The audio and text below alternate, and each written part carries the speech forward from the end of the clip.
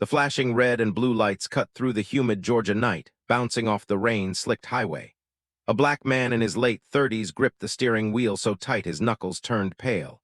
His heartbeat thumped louder than the siren behind him. He had no idea that this traffic stop, this ordinary routine pull-over, was about to become national news. "License and registration," the policewoman said, her voice sharp as glass.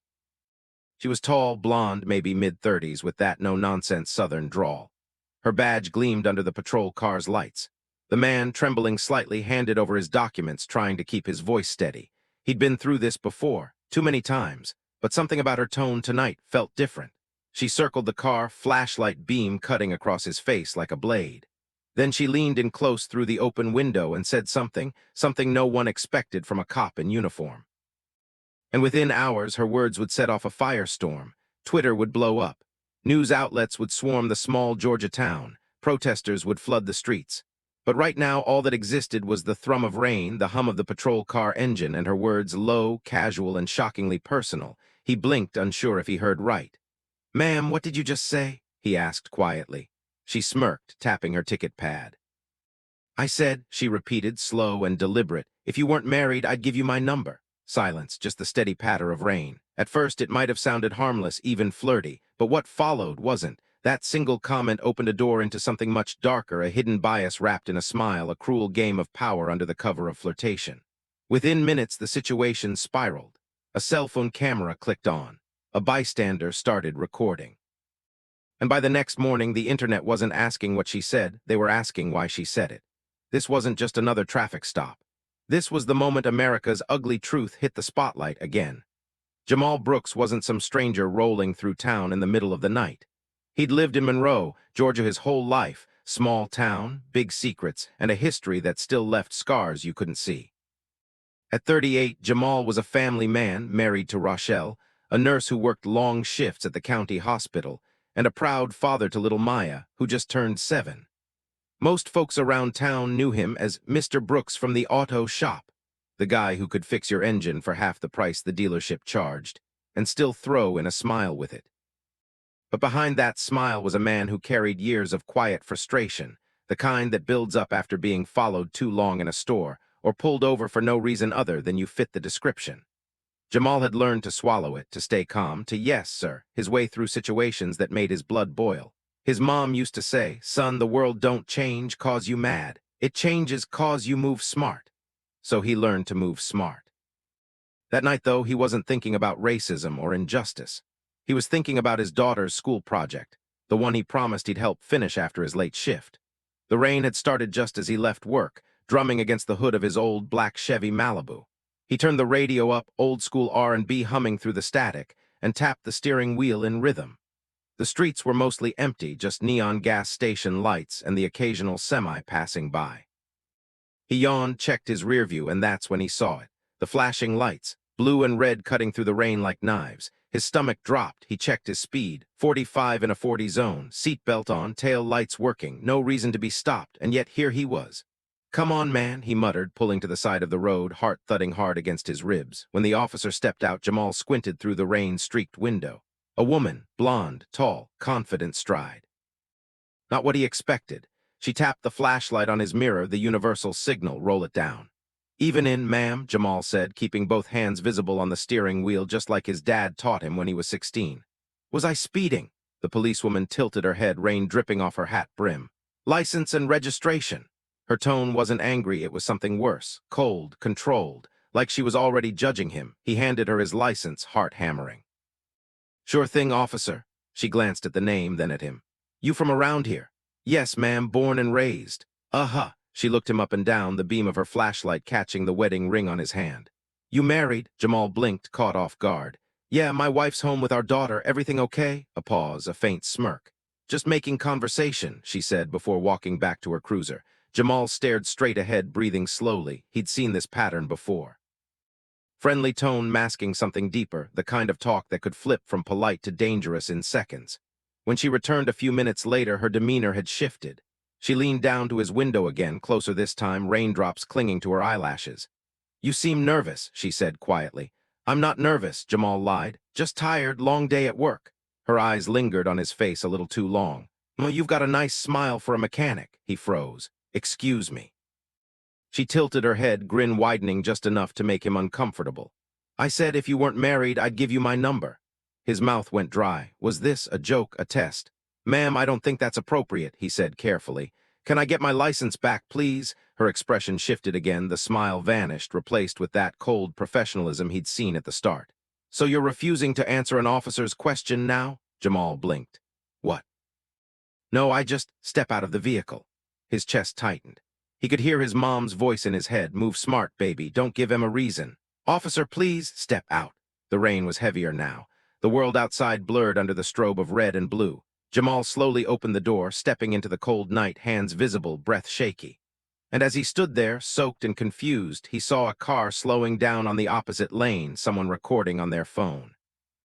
That one video would later explode across social media, pulling the curtain back on a town that had spent decades pretending racism didn't exist there. But for Jamal, in that moment, none of that mattered. He just wanted to make it home alive. And the look on that policewoman's face, a look that mixed control, curiosity, and something else, told him that wasn't guaranteed. The rain didn't stop. It fell harder, pounding against Jamal's shoulders as if the night itself was testing his patience. His breath came in slow, careful waves as he stood under the flashing patrol lights. Hands where I can see 'em, the policewoman said, her tone now clipped, sharp, the friendly mask from a few minutes ago long gone. Jamal's hands were already visible, trembling slightly from the cold and fear. They're right here, ma'am, he said softly. She stepped closer, boots splashing through puddles, flashlight beam steady on his chest. You got any weapons on you?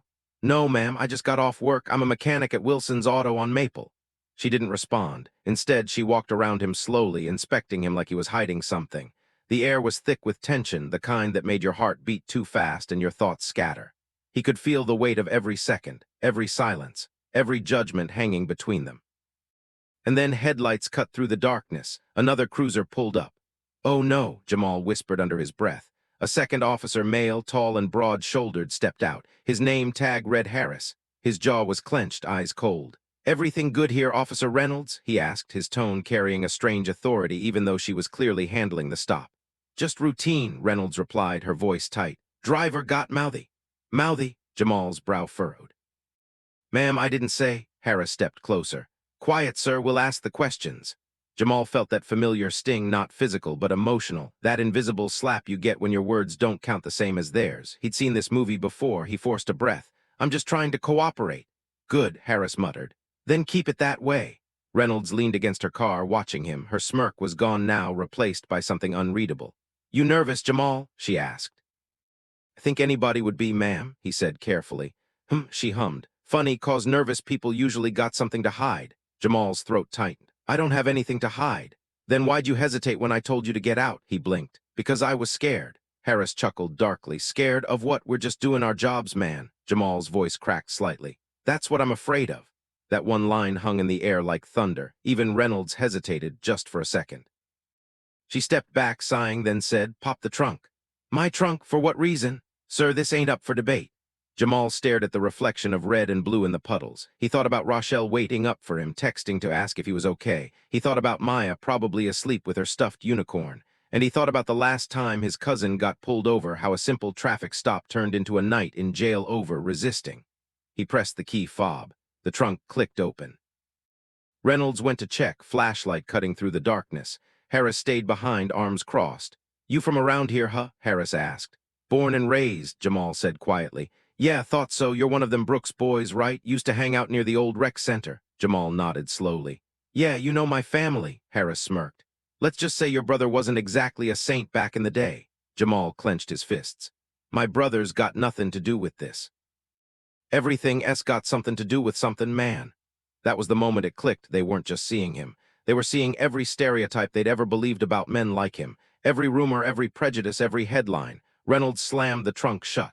Clean, she said. Harris shrugged. Guess you got lucky tonight. Lucky. That word stung worse than anything. He could have said something, snapped back, demanded a badge number, asked for a reason, but he didn't. Remembered his mother's voice again. Don't fight the storm, son. Wait it out. So he waited. Reynolds walked back, handing him the ticket. Broken tail light, she said simply. Jamal blinked. My tail light's not broken. She looked him dead in the eye. It is now.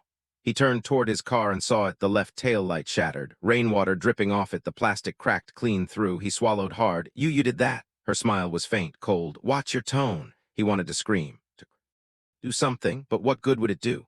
The dash cam would show nothing clear through the rain, his word against theirs, and he knew how that story usually ended. Then a voice broke through the chaos. "Hey, I got it on camera." A car had pulled over across the street. A young black woman leaned out her window, phone up, recording. "I got everything, officer. You broke his tail light." Reynolds froze. Harris turned toward the woman, shouting, "Ma'am, put that phone away." But she didn't. "Nah, I know my rights." She yelled back, "I'm live streaming this." That changed everything. Reynolds stepped back, face pale under the rain. Harris muttered something under his breath, walking away toward the patrol car. Jamal just stood there, chest heaving, mind racing. Relief and fear tangled up together. "Sir, you can go," Reynolds finally said. Her tone was flat now, robotic. Jamal didn't move. "Go." "Yeah," she said, eyes cold. "Before you make things worse for yourself." Got back into his car, hands shaking, wiping the fog off his windshield. His heart was still slamming against his ribs. He didn't even realize he was crying until the tears mixed with the rain on his face. As he drove off, headlights slicing through the dark highway, he kept glancing in the mirror, half expecting them to follow him. When he finally turned into his neighborhood, his phone buzzed. It was a message from an unknown number. "Unknown. You should be careful who you accuse of things, Jamal." He froze. How did they get his number? He looked up and saw a black SUV parked across from his driveway, headlights off. Something deep inside him whispered, "This isn't over." And it was. Because by morning, that video, the one the woman took, would be all over social media. And the world would know Officer Reynolds' name. But not the whole truth, not yet. Because the real story, the one that would expose everything beneath Monroe's clean small-town image, hadn't even started. By sunrise, Monroe, Georgia wasn't the quiet little town it had been for decades. It was trending. Justice for Jamal was plastered all over Twitter, TikTok, Facebook, you name it. The video was everywhere. The one where Officer Reynolds broke Jamal's taillight on purpose and the young woman yelled, "I got it on camera," had gone viral overnight. Cable news anchors were already dissecting every frame, while locals argued in coffee shops and Facebook comment sections about whether the clip was taken out of context. Jamal sat at his kitchen table, staring blankly at the phone that wouldn't stop buzzing. Hundreds of messages, reporters, activists, strangers, even a few old classmates texting, "Man, I saw that video, you good?" He was not even close. Rochelle, his wife, stood by the counter, her scrubs still on from the night shift. Her hands shook as she poured coffee. "You shouldn't even go outside right now," she said softly. "These people are crazy." "I didn't ask for this," Jamal whispered. "I just wanted to get home." Rochelle looked at him, really looked at him, and her eyes filled with tears. "Baby, they broke your tail light and tried to ruin your peace, and now folks finally see it. You didn't ask for it, but maybe it's time someone stood up." He rubbed his temples, exhausted. "I don't want to be nobody's symbol. I just want this to go away." But it wasn't going away. Outside, a small crowd had already started forming by his front yard. Neighbors, friends, and a few reporters with cameras. "Mr. Brooks, can you tell us what happened? Do you plan to sue the Monroe PD? Did Officer Reynolds ever apologize?" He closed the curtains. "This is insane." The phone buzzed again, this time a number he didn't recognize. "Hello. Mr. Brooks, this is Detective Parks from the Monroe Internal Affairs Division. I need to speak with you about an ongoing investigation." Jamal sighed. "I already told y'all what happened." "I understand, sir," Parks said, his tone polite but measured. "But we found something you might want to see for yourself." That afternoon, Jamal walked into the police department for the first time in his life, not as a suspect, but as a victim. Every pair of eyes in the lobby followed him as he entered. The air felt thick, heavy with judgment. Detective Parks, an older black man with gray at his temples, met him at the door. "Come on in, son," he said. "You did the right thing coming." In his office, Parks closed the blinds, then slid a manila folder across the desk. Inside were printed screenshots, messages between Officer Reynolds and another officer. Jamal scanned the texts. "Pulled over another one tonight?" "You serious?" "Yeah, said he was a mechanic, real polite, cute too." "LMAO, careful, Reynolds, y'all on camera nowadays. Please, nobody's watching out here." Jamal's chest tightened. "She was bragging about it," Parks nodded slowly. "That's not even the worst part." He reached for a second folder. "Turns out this isn't the first time she's had complaints. 3 in the last 2 years, all dismissed." "Dismissed?" Jamal's voice rose. "For what reason?" Parks gave him a long look. "Because her uncle's the sheriff." The words hit like a punch. "So this whole time," Jamal said, voice trembling, "she knew she could get away with it." "Until now," Parks said quietly. Your video changed that, but I gotta be honest, they're already trying to spin it, talking about protocol violations instead of racism. They want to bury it before it reaches the state office. Jamal leaned back, staring at the ceiling. Man, this country, Park sighed. I know, son, been fighting this fight a long time, but this time, you got the world's eyes on her. That's something. When Jamal got home, Rochelle was waiting on the porch, phone in hand. Baby, they just fired her, she said, breathless. Officer Reynolds, it's all over the news. He froze. Fired? Yeah, sheriff's office said she violated conduct policy, but they're not saying a damn thing about racism. Jamal let out a shaky laugh, not one of joy but disbelief. Of course they're not. That night, the neighborhood was alive with tension. Some celebrated, others whispered about how the police didn't deserve this hate. The town was divided clean down the middle. Then, just before midnight, a knock echoed through the house. Rochelle tensed. Who's that this late? Jamal peeked through the curtain. It was the young woman who filmed the video. He opened the door. Hey, she said, clutching her phone. Sorry to come by so late. I just thought you should know they deleted my video. What? Jamal blinked. It was everywhere this morning. They took it down, she said. All platforms flagged for violence and harassment. But that's bull, you know it. Rochelle frowned. Who would even have that kind of power? The girl's voice trembled. Same people who don't want this town's name in the news, I guess. A long silence settled in. Jamal's heart sank deeper. He realized then firing Reynolds wasn't justice. It was damage control. She was just one piece of a much bigger machine. He looked at the girl, then at Rochelle. You still got the original file? Yeah, I backed it up. Good, he said, his eyes hard now. Then we ain't done yet. The next morning, Jamal sat in front of a camera, this time by choice. He hit record, speaking directly to the world. I'm not here to bash every cop, he said, voice steady. I'm here to talk about a system that protects the wrong people and punishes the rest of us for breathing wrong. You want to know what happened to me? I'll tell you. You want to know why I was scared that night? It's because I've seen what silence costs. As his video spread, people began sharing their own stories. Small towns, big cities, the same patterns repeating. And slowly, Monroe's secret wasn't just Monroe's anymore. The storm hadn't ended.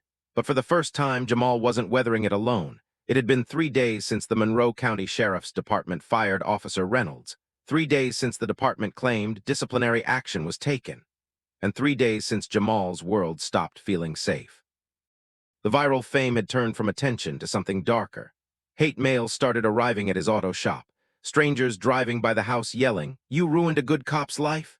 Even some customers he'd known for years suddenly stopped showing up.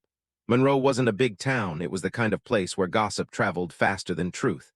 And that Friday night, as Jamal closed up his shop, he noticed a white pickup idling across the street. No headlights, just sitting there. He locked the front gate, tried to shake the paranoia, but that gut feeling, that sixth sense that every black man in the South learns early, was screaming. He pulled out his phone and called Rochelle. I'm heading home, babe. Be there in 10. Please don't take the back road, she said quickly. Stay on Main, too dark out there tonight. Yeah, he said, though he didn't mean it. He hated the traffic on Main. He took the back road anyway. It was quiet, too quiet. No cars, no lights, just the hum of his old Malibu and the whisper of crickets between the trees. Then headlights appeared behind him. At first he thought it was nothing, just someone else heading home. But then the truck accelerated, closing the distance. Bam, something slammed into his bumper. What the? Jamal grabbed the wheel, heart hammering. The truck rammed him again, harder this time, sending his car fishtailing. He tried to speed up, but the road was slick from earlier rain. The Malibu skidded sideways, tires screaming. The truck swerved, blocking his path. Its high beams flared, blinding him. He threw the car into park and stepped out, hands raised instinctively. Hey, what the hell's your problem? He shouted. The truck door opened, and out stepped a man in plain clothes, mid-40s, heavyset, ball cap low over his eyes. But Jamal knew that face. He'd seen it in a dozen Facebook photos at charity barbecues and sheriff press conferences. It was Sheriff Dalton. Even in, Jamal? Dalton said, voice smooth like oil. Heard you've been macking my department look bad. Jamal froze. Sheriff, I didn't. Dalton raised a hand. Save it. I know what you told Internal Affairs. You think one little video's gonna change how this town runs? Jamal's pulse spiked. I told the truth, that's all. The truth, Dalton laughed, low and bitter. Son, around here, truth's whatever I say it is. He stepped closer, the smell of whiskey heavy on his breath. You humiliated my niece on national TV. She lost her job. You think that don't come with consequences? Jamal's stomach turned cold. You mean Reynolds is your family, Dalton said flatly, and around here we protect family. Jamal took a step back. "If you lay a hand on me, I swear," Dalton interrupted with a sneer. "You'll what? Call 911? Guess who answers that call?" For a long second, neither of them moved. The only sound was the soft drip of water from the trees and Jamal's own heartbeat thudding in his ears. Dalton reached inside his jacket. Jamal tensed, but instead of a gun, the sheriff pulled out a folded piece of paper. He tossed it at Jamal's feet. "Sign that," he said. "It's a statement saying the video was edited, that you exaggerated. You sign it, this all goes away." Jamal stared at the paper. "You're insane." Dalton's smile faded. "Last chance, boy." Jamal shook his head slowly. "I'm not signin' nothing." The sheriff's eyes went cold. He took a slow step closer, voice low. "Then I'll make sure folks remember you as a liar, a criminal, maybe even a man who pulled a weapon on an officer." Jamal's chest tightened. "You wouldn't." Dalton's hand hovered near his holster. "Try me." The sound of an engine echoed in the distance, another car approaching. Dalton glanced over his shoulder, irritated. Jamal saw his chance. He turned and bolted toward the trees. "Heh." Dalton shouted, chasing after him. Branches whipped against Jamal's face as he sprinted into the woods, mud splashing under his boots. He could hear the sheriff behind him, cursing, stumbling. The lights from the truck flickered through the trees like flashes of lightning.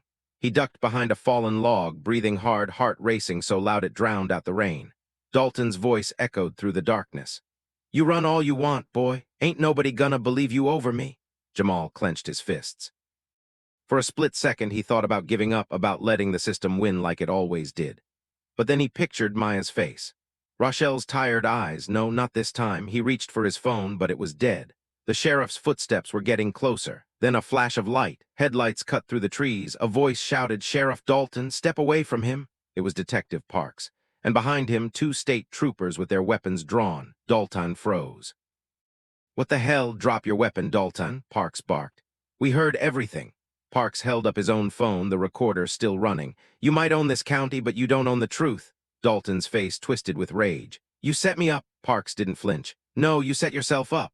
Dalton lunged forward, but a trooper grabbed him, shoving him against the truck. The sheriff's curses filled the night as handcuffs clicked shut. Jamal fell to his knees, shaking, a mix of fear, shock, and relief. Parks walked over, helping him up. "You okay, son?" Jamal nodded weakly. "How'd you find me?" "Got your wife's call. She said you took the back road." Parks gave a faint smile. "I figured you might be too stubborn to listen." Jamal let out a broken laugh, wiping his face.